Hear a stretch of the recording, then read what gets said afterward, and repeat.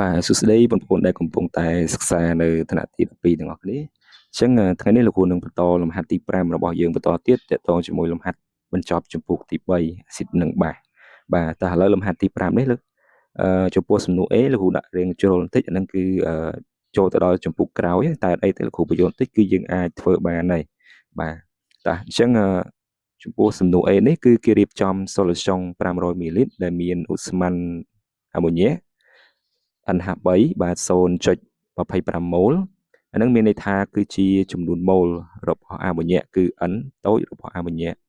បាទរលីក្នុងទឹកអញ្ចឹងកគេឲ្យយើងគណនាកំហាប់ដើមនៃ solution អាម៉ូញ៉េខគឺគណនាកំហាប់អ៊ីយ៉ុងអ៊ីដ្រូស៊ីតនិង pH របស់ solution អាម៉ូញ៉េបាទឥឡូវលោកគ្រូស្រង់សមត្ថការមកសិនហើយលោកគ្រូចាប់ផ្ដើមថាតើយើងត្រូវដោះស្រាយពីផ្លូវណាទៅផ្លូវណាតើអញ្ចឹងកន្លែងនេះយើងឃើញថាឧទាហរណ៍ថាលោកគ្រូមានកែវមួយអញ្ចឹងនៅក្នុងកែវនេះគឺជា solution ដែលយើងនឹងរៀបចំ500 មីលីលីត្រអានឹងគឺជា VS mid solution ណាបាទហើយ solution នេះគឺយើងរៀបនេះគឺយើងយកអាម៉ូញ៉េបាទ NH3 ដែលវាមានបរិមាណម៉ូលរបស់វាគឺបាទ0.25ម៉ូលបាទយកមកដាក់ចូលនៅក្នុងទឹកបាទក្នុងនេះគឺមានទឹកនៅក្នុងនេះបាទអញ្ចឹងយើងបង្កើតបានទៅជា solution គឺ solution អាម៉ូញ៉េនឹងឯងគឺ solution NH3 ហ្នឹងណាបាទបន្ទាប់មកគឺសំណួរកនេះគឺគេឲ្យយើងរកនៅកំហាប់ដើមរបស់ solution អាម៉ូញ៉េអញ្ចឹងមានន័យថាយើងរកកំហាប់ជាម៉ូលយើងរក C អញ្ចឹងដើម្បីរក C មានន័យថាយើងត្រូវប្រើតាមរូបមន្តគឺ C រាល់យើងរកកំហាប់របស់អាម៉ូញ៉េអញ្ចឹងគ្រូដាក់ CNH3 មករបស់អាម៉ូញ៉េអញ្ចឹងត្រូវប្រើម៉ូលរបស់អាម៉ូញ៉េដែលរលាយក្នុង solution នៅលើមាត្រ solution អញ្ចឹងចំនួនម៉ូលនេះគឺយើងមានហើយចំនួនម៉ូលណាបាទហើយមាត្រ solution ក៏យើងមានដែរអញ្ចឹងយើងអាចទាញរកកំហាប់ solution បានហើយកន្លែងហ្នឹងណាតាអញ្ចឹងគ្រូដាក់អក្សរ A មកគឺសំណួរកបាទអក្សរ A បាទកគឺគណនា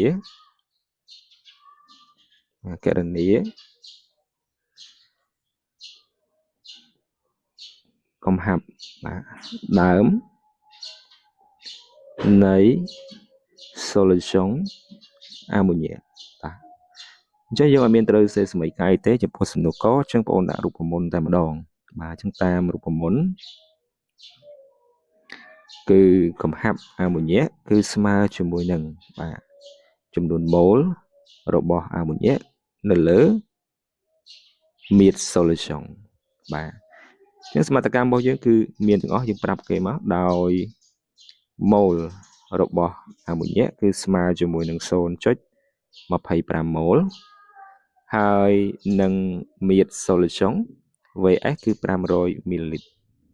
ដោយសារកំហាប់យើងគិតជាម៉ូលក្នុងលីត្រអញ្ចឹងបងប្អូនត្រូវបែកមីលីលីត្រទៅលីត្រអញ្ចឹងចែក 1000 ទៅយើងបាន 0.5 លីត្រតាអញ្ចឹងដល់ចម្លើយហើយអញ្ចឹងគេដាក់ថាគេបានឬក៏យើងបានបាទកំហាប់របស់អាម៉ូញ៉េគឺស្មើជាមួយនឹង 0.25 ម៉ូលនៅលើ 0.5 លីត្របាទអញ្ចឹងយើងបាន 0.5 ម៉ូលក្នុងលីត្រឬក៏លោកគ្រូសរសេរ m ជាក៏បានដែរຂະຫນាតម៉ូលក្នុងលីត្រហ្នឹងណាបាទតាអញ្ចឹងនេះគឺជា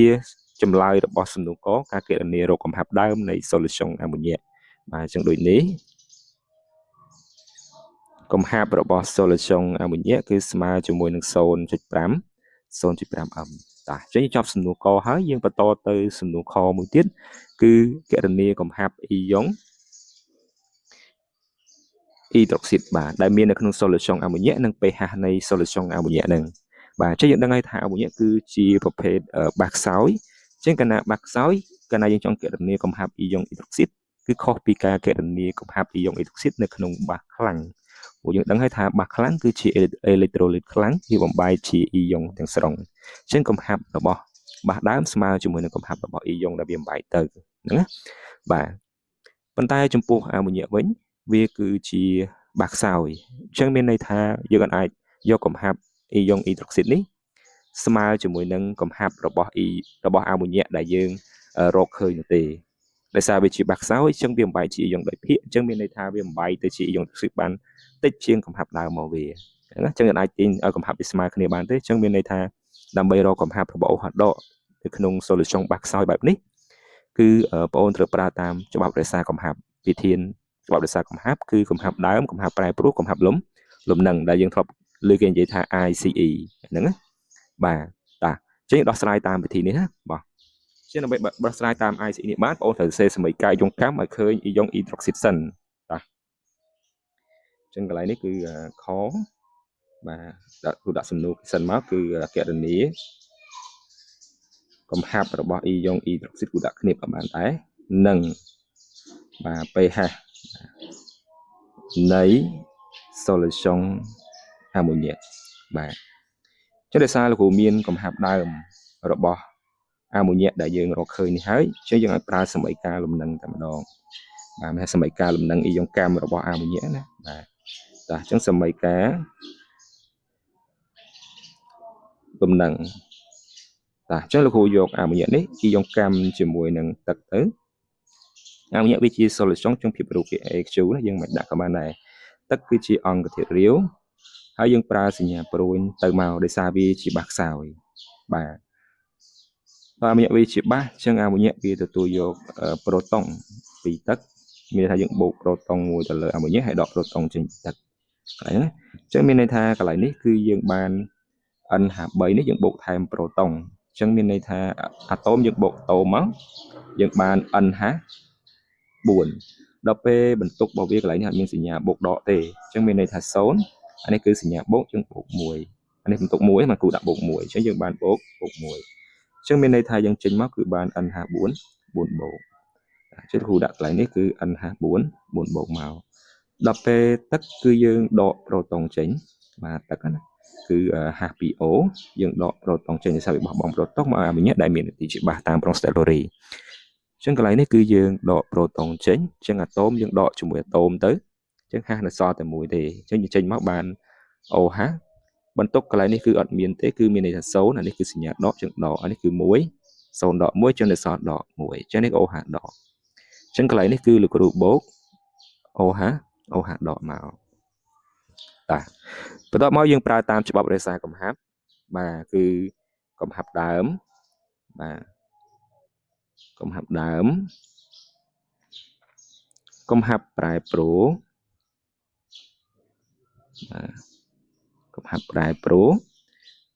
កំហាប់លំនឹងចឹងច្បាប់រក្សាកំហាប់ហ្នឹងមានន័យថាវាតកតងជាមួយនឹងការរកកំហាប់លំនឹងបាទព្រោះឯកាលណាយើងចង់រកកំហាប់ OH ដក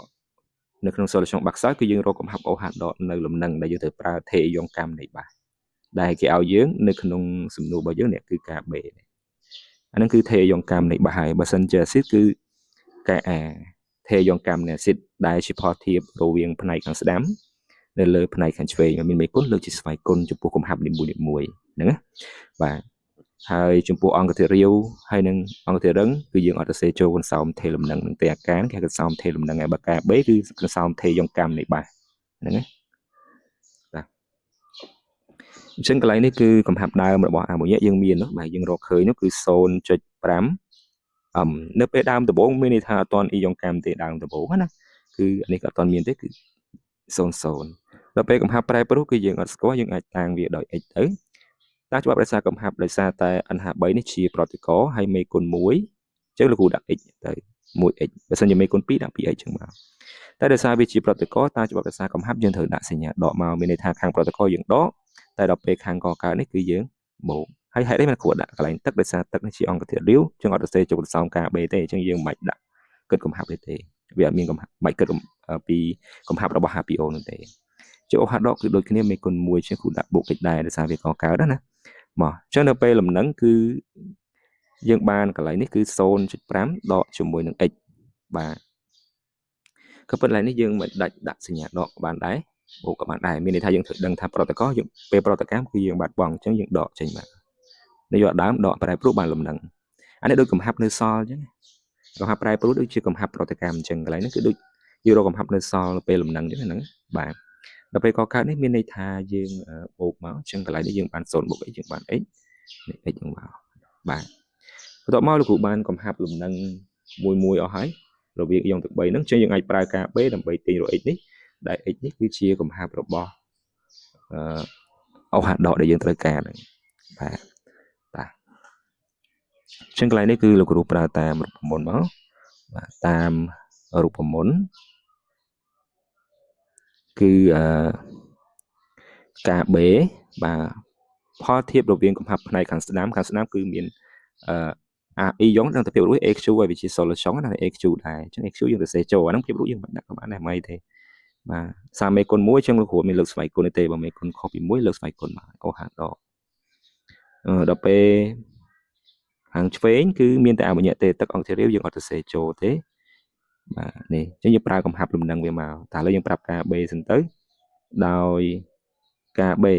បាទគឺស្មើនឹង 1.8 គុណ10ស្វ័យគុណដក5អញ្ចឹងលោកគ្រូជួសចូលមកយើងបាន 1.8 គុណ10ស្វ័យគុណដក5កំហាប់អាម៉ូញ៉ូមនេះគឺ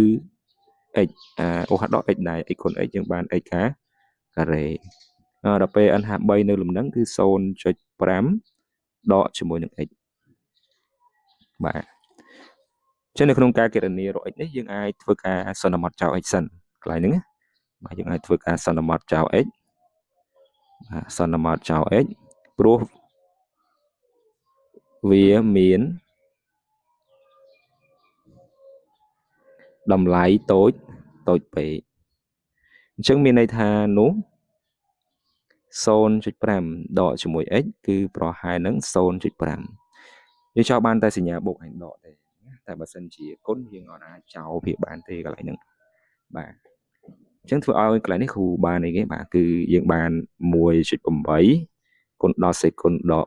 5នេះគឺយើងបាន x ការ៉េនៅលើ 0.5 បាទ 0.5 ណាមកអញ្ចឹងលោកគ្រូចាប់ដើមទាញរក x ទៅអញ្ចឹងកាលណាយើងឃើញ x គឺឃើញកំហាប់របស់អូហាត់ដកឲ្យនៅលំនឹងដែរអនុ e យ៉ងកម្មបានណាកន្លែងនេះឃើញទេបាទតាអញ្ចឹងលោកគ្រូសុំថែមទំព័រមួយទៀតសិន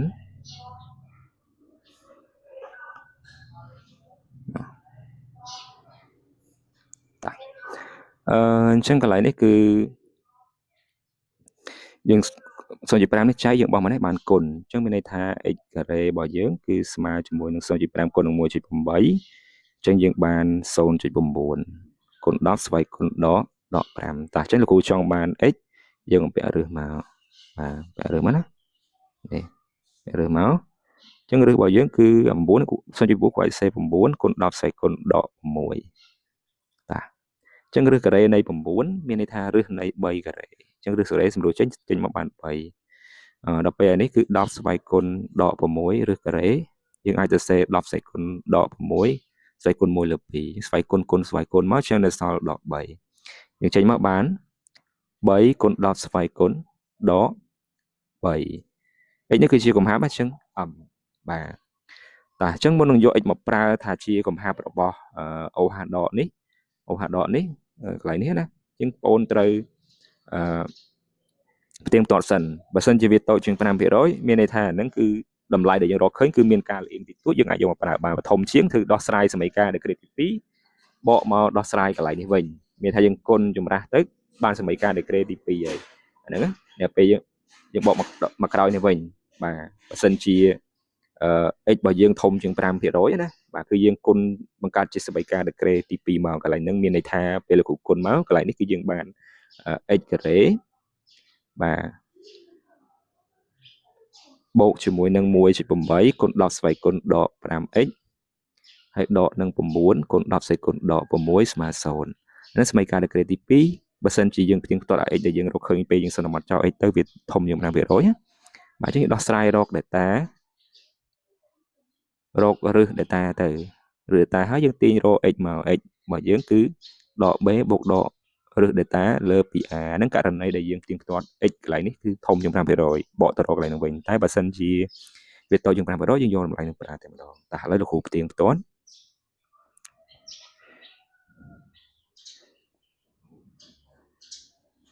ាត់គឺយើងបាន x នៅលើកំហាប់របស់អាម៉ូញ៉ាដើមហ្នឹងណាអញ្ចឹងគុណនឹង 100% បាទអញ្ចឹងកន្លែងគ្រូបាន3គុណនឹង10ស្វ័យគុណដក3កំហាប់អាម៉ូញ៉ាដើមគឺ 0.5 គុណជាមួយនឹង100តា ចឹងកន្លែងនេះយើងបានភាគរយរបស់យើងគឺ 0.6%ចឹងតូចជាង 5% មានន័យថាពិតអីចឹង x ហ្នឹងគឺយើងអាចយកមកប្រើបានចឹងដល់ x នេះគឺស្មើនឹងអីបាទចឹងមានន័យថាគេបានកំហាប់ OH ដកដែលវាយងកម្មបាននៅលំនឹងគឺស្មើ x នោះនេះយើងមើលតាមសមីការរបស់យើងកន្លែងនេះណានេះសមីការរបស់យើងកំហាប់អ៊ីយ៉ុងអ៊ីដ្រូស៊ីតនេះគឺស្មើជាមួយនឹង x នេះនៅពេលលំនឹងនេះបាទតាចឹងកន្លែងនេះដោយសារយកមានបកមកគណនាកន្លែងនេះវិញដោយសារយើងប្រៀបធៀបទៅ x ហ្នឹងគឺតូចជាង 5% ហើយអញ្ចឹងតម្លៃដែលយើងគណនានឹងលឿនតិចតួចយើងអាចយកប្រើបានតែអញ្ចឹងស្មើនឹង3គុណ10ស្វ័យគុណដក 3 ដក 3m បាទអញ្ចឹងបន្ទាប់មកគឺលោកគ្រូទាញរក pH មកអញ្ចឹង pH យើងប្រើតាមរូបមន្តដោយសារយើងធ្វើតម្រូវទៅតាមឡូដែលគេឲ្យនេះគឺឡូគេឲ្យយើងគឺឡូនៃ3គ្រូទាញមកលើនេះនេះឡូនៃ3នេះស្មើ0.48អញ្ចឹងយើងកំហាប់ OH ដករបស់យើងមិន3អញ្ចឹងត្រូវប្រើតាមកំហាប់ដកទាញរក pH នឹងមកបាទប៉ុន្តែ pH មិនមែនស្មើនឹងដកឡូហ្គារីតនៃកំហាប់ OH ដកណា pH គឺស្មើជាមួយនឹងដកឡូហ្គារីតនៃកំហាប់អ៊ីយ៉ុងអ៊ីដ្រូញូមអញ្ចឹងដើម្បីរកអា pH របស់ដែលចេញពី OH ដកយើងប្រើតាមរូបមន្ត14បូកជាមួយនឹងឡូនៃកំហាប់ OH ដកហ្នឹងបាទនេះគឺទាញចេញពីតំណែង pH បូក pH នេះបូក pH ស្មើជាមួយ14ណានេះអញ្ចឹងគ្រូទាញរក pH ទៅស្មើជាមួយនឹង14ដក1 pH ដល់ពេលអា pH នេះគឺជាទំហំផ្ទុយនឹងឡូហ្គារីតកូដ10នៃកំហាប់អ៊ីយ៉ុងអ៊ីដ្រូស៊ីត14ចេះដកឡូនៃកំហាប់ OH ដកចឹងដកគុណដកវាចេញទៅជាបូកវិញ14បូកជាមួយនឹងឡូនៃកំហាប់ OH ដកដោយរូបមន្តដែលលោកគ្រូសរសេរចេញមកនេះកន្លែងនេះណាបាទអត់មានបាក់បន្ទុកទេយើងអាចធ្វើតាមរូបមន្តនឹងបានណាមានដកបន្ទុកយើងទេបាទអញ្ចឹងកន្លែងនេះគឺនាំឲ្យលោកគ្រូជួសលេខមកនាំឲ្យ pH របស់យើងគឺស្មើជាមួយនឹង14បូកជាមួយនឹងឡូនៃកំហាប់ OH ដកគឺ3គុណ10សេគុណដក3បាទអញ្ចឹងរូបមន្តឡូ A គុណនឹង B យើងបានឡូ A បូកឡូ B ហ្នឹងណាបាទតាអញ្ចឹងកន្លែងនេះគ្រូបានpH របស់យើងគឺស្មើជាមួយនឹង14អានេះសញ្ញាបូកយើងមិនដាក់មុខកញ្ចក់បានព្រោះបូកគុណទៅសញ្ញានេះគឺតែវិញទាំងអស់បដកយើងដាក់មុខកញ្ចក់ណាបាទឡូ 3 A របស់យើងគឺ3 B គឺ10សេគុណដក3អញ្ចឹងកន្លែងនេះគឺយើងបានឡូ3បូកជាមួយនឹងឡូកូ10នៃ10ស្វ័យគុណដក3អញ្ចឹងរូបមន្តឡូកូ10នៃ10ស្វ័យគុណ A គឺស្មើជាមួយនឹង A អញ្ចឹង A យើងដក3ដកតម្លាក់មកប៉ះនេះបូកនេះដក3តម្លាក់មកនេះ A គឺយើងដកគុណនឹងបូកយើងបានដកកន្លែងហ្នឹងបាទអញ្ចឹងកន្លែងនេះគឺលោកគ្រូបាន14ឡូ3គឺ0.48ណាគេឲ្យយើងនេះជាសញ្ញាដកវិញគឺដក3អញ្ចឹងយើងបាន11.48បាទនេះគឺជាចម្លើយរបស់យើងហើយបាទចំពោះសំណួរខនៃ A ណាបាទអញ្ចឹងដូចនេះកំហាប់ OH ដកគឺស្មើនឹង3គុណ10ស្វ័យគុណដក3ជាទូទៅ solution បាស pH របស់វាគឺធំជាង7យ៉ាងហ្នឹងណាបាទអញ្ចឹង pH ស្មើជាមួយនឹង11.48តាអញ្ចឹងចប់កន្លែង A អញ្ចឹងយើងនៅសល់B មួយទៀតណាបាទតើលើគូ copy ទៅដាក់ខាងក្រោមដើម្បីដោះស្រាយ B កុំឲ្យយើងបាក់អស់ទៅអស់មកព្រោះលំហាត់ B ហ្នឹងគឺផ្សេងគ្នាទេតែប៉ុន្តែនៅក្នុងសំណួរទី1ដែលយើងដឹងថាលំហាត់ហ្នឹងគឺចេញបាក់ឌុបឆ្នាំ2025ណា15បន្ទុករម៉ាំងទី1តាអញ្ចឹងយើងបន្តទៅសំណួរ B បាទអញ្ចឹង B នេះគឺគេឲ្យយើងរកកំហាប់របស់អ៊ីយ៉ុងអ៊ីដ្រូស៊ីតនិងអ៊ីយ៉ុងអ៊ីដ្រូញូមហើយនិងអ៊ីយ៉ុងអ៊ីដ្រូស៊ីតសំទោសមួយគូច្រឡំក្នុង solution មួយដែលរៀបចំដោយ 0.100 ម៉ូលនៃអាស៊ីតនីត្រិក HNO3 នេះគឺជា N របស់ NH3 ហើយសំទោស N របស់ HNO3 ជារបស់អាស៊ីតនីត្រិកបាទជាចំនួនម៉ូលណាដែលគេប្រើនឹងរលាយក្នុងទឹកនេះគឺ125មីលីលីត្រអញ្ចឹងកន្លែងនេះកាលណាគេយកជាម៉ូលនៃពពុះអាស៊ីតទៅរំលាយក្នុងទឹកអញ្ចឹងយើងសន្មតថាយើងយកមាត្រទឹកនេះគឺជាមាត្រនៃ solution ហើយសួរថាហ្នឹងជា solution អីគឺ solution acid nitric ហ្នឹងឯងដោយសារយើងយកទៅរលាយក្នុងទឹកអញ្ចឹងវាបង្កើតបានជា solution acid nitric បាទអញ្ចឹងគ្រូបញ្ជាក់កន្លែងហ្នឹងឡើងវិញតកតងជាមួយនឹងការយកឧទាហរណ៍គេប្រើពាក្យថាគេរំលាយអូស្មန်ចូលទៅក្នុងទឹកប្រមាណ100 មីលីលីត្រទៅអញ្ចឹងអាមាត្រ solution យកទៅតាមមាត្រទឹកទៅឬក៏គេដាក់ក្រាមនៃសូដ្យូមអ៊ីដ្រុកស៊ីតទៅក្នុងទឹក1លីត្រអីចឹងទៅអញ្ចឹងមានថាមាត្រ solution គឺយើងយក1លីត្រហ្នឹងឯងហ្នឹងណាបាទតែបើគិតសិនជាគេប្រើពាក្យថាគេយក solution acid chlorhydric 10 មីលីលីត្រទៅបន្ថែមទឹក90 មីលីលីត្រអាហ្នឹងគឺយើងតាក់ទងមួយការពន្រាវហើយហ្នឹងណាបាទនៅកន្លែងហ្នឹងទុកទៅបាទមកអញ្ចឹងកន្លែងនេះគឺលោកគ្រូចង់បានកំហាប់របស់អ៊ីយ៉ុងអ៊ីដ្រុកស៊ីតនៅក្នុង solution acid nitric អញ្ចឹងមានន័យថាយើងមាន solution មួយដែលជា solution ហ្នឹងគឺ solution acid nitric ហ្នឹងឯងបាទដែលកើតចេញពីការលាយនៃ acid nitric ដែលមានបរិមាណម៉ូលរបស់វាគឺស្មើជាមួយនឹង 0.100 ម៉ូល 0.1 ម៉ូលហ្នឹងដាក់ចូលទៅក្នុងទឹកក្នុងទឹកនេះគឺ125 មីលីលីត្រអញ្ចឹងយើងសន្មតថាកន្លែងនេះគឺមាត្រ solution គឺស្មើជាមួយនឹង125 មីលីលីត្រកន្លែងហ្នឹងបាទអញ្ចឹងនៅក្នុង solution acid nitric នេះគឺយើងមានកំហាប់អ៊ីយ៉ុងយើងមានអ៊ីយ៉ុងអ៊ីដ្រូញូមយើងមានអ៊ីយ៉ុងនីត្រាតហើយនឹងមានអ៊ីយ៉ុងមួយទៀតគឺអ៊ីយ៉ុងអ៊ីដ្រុកស៊ីតបាទដែលចេញពីអ៊ីយ៉ុងកាំនៃទឹកនេះក្នុង solution មួយហ្នឹងមានអ៊ីយ៉ុង3ប្រភេទហ្នឹងបាទអញ្ចឹងដោយសារតែអាស៊ីតនីត្រិកនេះគឺជាអាស៊ីតខ្លាំងអញ្ចឹងមានន័យថាយើងអាចទាញកំហាប់អ៊ីយ៉ុងអ៊ីដ្រូញូមនេះស្មើជាមួយកំហាប់អាស៊ីតបានកន្លែងហ្នឹងស្មើអាស៊ីតបានបាទអញ្ចឹងការគណនា pH ឬក៏កំហាប់អ៊ីយ៉ុងអ៊ីដ្រូញូមអ៊ីដ្រុកស៊ីតហ្នឹងគឺយើងអាស្រ័យទៅលើអាស៊ីតខ្លាំងបាសខ្លាំងបាទអាស៊ីតខ្សោយបាសខ្សោយអញ្ចឹងបងប្អូនត្រូវស្គាល់ថាអ្វីទៅជាអាស៊ីតខ្លាំងអ្វីទៅជាអាស៊ីតខ្សោយណាបាទអញ្ចឹងកន្លែងនេះគឺដើម្បីរកកំហាប់អ៊ីយ៉ុងអ៊ីដ្រូញូមបានលោកគ្រូរកកំហាប់អាស៊ីតនីត្រិកសិនមកដោយសារកន្លែងនេះគឺយើងមានម៉ូលអាស៊ីតនីត្រិកហើយនឹងមាត្រ solution ហើយអញ្ចឹងយើងចង់រកកំហាប់ស្មើសេក n លើ v ណាបាទអញ្ចឹងលោកគ្រូដាក់សំណួរ b សិនមកអញ្ចឹង b រកបាទកំហាប់ H3O បូកហើយនឹង OH ដកតាchúngគ្រូសរសេរសមីការឲ្យឃើញអ៊ីយ៉ុងនឹងសិនមកចឹងហៅសមីការអ៊ីយ៉ុងកាំណាបាទដោយសារវាជាសមាធាតុកូវ៉ាឡង់ចឹងសមីការអ៊ីយ៉ុងកាំនៃ HNO3 ដែលជាអាស៊ីតខ្លាំងបាទនេះគឺយើងបាន HNO3 បូកជាមួយនឹងទឹកយើងប្រើសញ្ញាព្រួញតែមួយទេដោយសារវារលាយសពក្នុងទឹកចឹងយើងបាន H3O បូកជាមួយនឹង NO3 ដកបាទកន្លែងនេះគ្រូបញ្ជាក់ឲ្យយើងស្គាល់អាស៊ីតខ្លាំងទៅបាទគ្រូសេឲ្យណាអាស៊ីតខ្លាំងគឺរួមមានយើងចាំតែអាស៊ីតខ្លាំងអាស៊ីតខ្សោយយើងមិនចាំខុសពីហ្នឹងគឺខ្សោយទាំងអស់ចឹងគ្រូដាក់កន្លែងនេះឲ្យណាយើងអាចណូតខ្លួនយើងបាទគឺអាស៊ីតខ្លាំងហើយឈ្មោះចំកត់ខ្លួនឯងគ្រូគាត់ដាក់គ្រូមុនឲ្យបាទមកចឹងយើងមាន HCl អាស៊ីតក្លូរីត្រិកអាស៊ីតប្រូមីត្រិកអាស៊ីតអ៊ីយ៉ូឌីត្រិក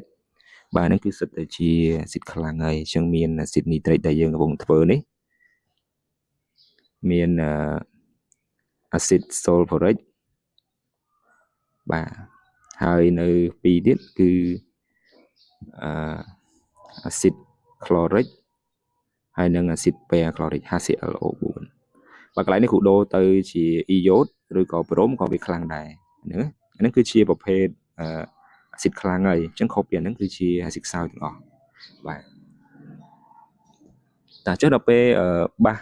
ខ្លាំងវិញបាសខ្លាំងណាមកឥឡូវគ្រូណូតកន្លែងនេះឲ្យបាសខ្លាំងមានន័យថាជាបាសនៃលោហៈក្រុមមួយដូចជាលីជូមអ៊ីដ្រុកស៊ីតសូដ្យូមអ៊ីដ្រុកស៊ីតប៉ូតាស្យូមអ៊ីដ្រុកស៊ីតនិងរូប៊ីញ៉ូមសេស្យូមហ្វ្រង់ស្យូមទៅហើយនឹងពួកបាសខ្លាំងមួយចំនួននៅក្រុម2មានដូចជាកាល់ស្យូមឲ្យទៅបាសរលាយសក្នុងទឹកកាល់ស្យូមអ៊ីដ្រុកស៊ីតបារីយ៉ូមអ៊ីដ្រុកស៊ីតស្ត្រង់ស្យូមអ៊ីដ្រុកស៊ីតបាទហើយនឹងពពួកបាសមួយទៀតដែលជាពួកអាល់កាណូឡាតដូចជាពួក AO ដកចឹងណា អាហ្នឹងគឺសិតតែជាបាក់ខ្លាំងបងនេះណាបាទតាអញ្ចឹងលោកគ្រូអានេះគឺបាក់ខ្លាំងអញ្ចឹង note ទុកខ្លួនឯងទៅបាក់ខ្លាំងហើយនឹងអាស៊ីតខ្លាំងគឺគេរកកំហាប់អូហាដកបើសិនជាបាក់ខ្លាំងគេរកកំហាប់អូហាដកគឺស្មើជាមួយកំហាប់ដើមមកវាតែបើអាស៊ីតខ្លាំងគឺកំហាប់អ៊ីដ្រូញ៉ូមដែលយើងកំពុងរកនេះគឺស្មើកំហាប់អាស៊ីតហ្នឹងមកខ្សោយដោះស្រាយតាមច្បាប់រក្សាកំហាប់ដែលលោកគ្រូធ្វើអក្សរ A ឬអាបញ្ញត្តិហ្នឹងបាទអញ្ចឹងកន្លែងនេះគឺលោកគ្រូរកកំហាប់មកអញ្ចឹងតាមរូបមន្តបាទរកកំហាប់អាស៊ីតសិនណាបាទអញ្ចឹងកន្លែងនេះកំហាប់របស់ HNO3 ស្មើនឹងចំនួនម៉ូលរបស់ HNO3 នៅលើមាត្រ solution បាទអញ្ចឹងដោយម៉ូលរបស់ HNO3 គឺគេយកវា 0.1 ណា 0.1 ម៉ូលឬក៏100ម៉ូលគឺ 0.1 ទៅហើយនឹង VS របស់វាគឺ125មីលីលីត្រចឹងគូបាន 0.125 លីត្រយើងបែកទៅលីត្រណាបាទអញ្ចឹងនាំឲ្យកំហាប់របស់អាស៊ីតនីត្រិកនេះគឺស្មើជាមួយនឹង 0.1 ម៉ូលនៅលើ 0.125 លីត្រអញ្ចឹងយើងអាចចែកវាមកគឺ 0.1 ចែកជាមួយនឹង 0.125 យើងបាន 0.8 អំឬក៏ម៉ូលក្នុងលីត្រណា 0.8 អំតាអញ្ចឹងនៅពេលដែលយើងឃើញកំហាប់អាស៊ីតនីត្រិកហើយគឺបងអាចទាញតាមសម័យកាលឬក៏យើងដាក់ថាវាដោយវាជាម៉ូណូអាស៊ីតម៉ូណូប្រូតេអាស៊ីតខ្លាំងក៏បានដែរសារវាមានប្រូតុងតែមួយណាតាមសម័យកាលទៅខ្លីជាងតាមសម័យកាលដោយសារ solution តែមួយមានអត់ប្រែប្រួលយើងអាចទាញកំហាប់ស្មើគ្នាបានណាបាទនេះគឺដាក់រអ៊ីដ្រូញ៉ូមដាក់អ៊ីដ្រូញ៉ូមមុនបាទយើងបានកំហាប់អ៊ីយ៉ុងអ៊ីដ្រូញ៉ូមស្មើជាមួយនឹងកំហាប់របស់អាស៊ីតខ្លាំងហ្នឹងអាស៊ីតនីត្រិកយើងស្មើនឹង 0.8 អំបាទតែឃើញកំហាប់អ៊ីយ៉ុងអ៊ីដ្រូញ៉ូមមួយនៅអូហាដកមួយទៀតយើងប្រើតាមការ W ប្រើតាមផលគុណអ៊ីយ៉ុងនៃទឹកឬក៏ថេស្វ័យយកម្មនៃទឹកតែអញ្ចឹងលោកគ្រូប្រើតាមរូបមន្តការ W ស្មើជាមួយនឹងកំហាប់អ៊ីយ៉ុងអ៊ីដ្រូញ៉ូមគឺជាផលគុណរវាងកំហាប់អ៊ីយ៉ុងអ៊ីដ្រូញ៉ូមជាមួយនឹងកំហាប់អ៊ីយ៉ុងតុកស៊ីតអានេះគេហៅផលគុណអ៊ីយ៉ុងនៃទឹកឬក៏ថេស្វ័យយកម្មនៃទឹកឬក៏ថេអូតូប្រូតូលីសនៃទឹកបាទតែអញ្ចឹងលោកគ្រូទាញមកទាញរកកំហាប់របស់ OH ដកមកបាទស្មើនឹងការ W នៅលើកំហាប់អ៊ីយ៉ុងអ៊ីដ្រូញ៉ូមបាទតាអញ្ចឹងការ W ដោយសារគេអត់បញ្ជាក់សីតុណ្ហភាពទេអញ្ចឹងបងអូនយកតាមតម្លៃដែលគេឲ្យតែគេឲ្យទៀតយើងយកនៅ25ទៅគឺ10សេគុណដក14ហ្នឹងបើគេឲ្យយកនៅ25អង្សាសេទៅបាទបាទអញ្ចឹងឲ្យអ៊ីដ្រូញ៉ូមរកឃើញខាងលើអញ្ចឹងគ្រូមិនប្រាប់ទៀតទេគ្រូជួសលេខតែម្ដងអញ្ចឹងគេបានកំហាប់អ៊ីយ៉ុងអ៊ីដ្រូស៊ីតគឺស្មើនឹង10សេគុណដក14នៅលើ 0.8 បាទអញ្ចឹងយើងឃើញកំហាប់របស់អ៊ីយ៉ុងអ៊ីដ្រូស៊ីតបាទគឺ 1.25 គុណនឹង10ស្វ័យគុណដក14អំបាទតាអញ្ចឹងចម្លើយរបស់យើងចំពោះសំណួរ2គឺដូចនេះកំហាប់អ៊ីយ៉ុងអ៊ីដ្រូញ៉ូមគឺស្មើជាមួយ 0.8 អំនិងកំហាប់អ៊ីយ៉ុងអ៊ីដ្រូស៊ីតគឺ 1.25 គុណ10សេគុណដក14អំបាទតាអញ្ចឹងយើងចប់លំហាត់ទី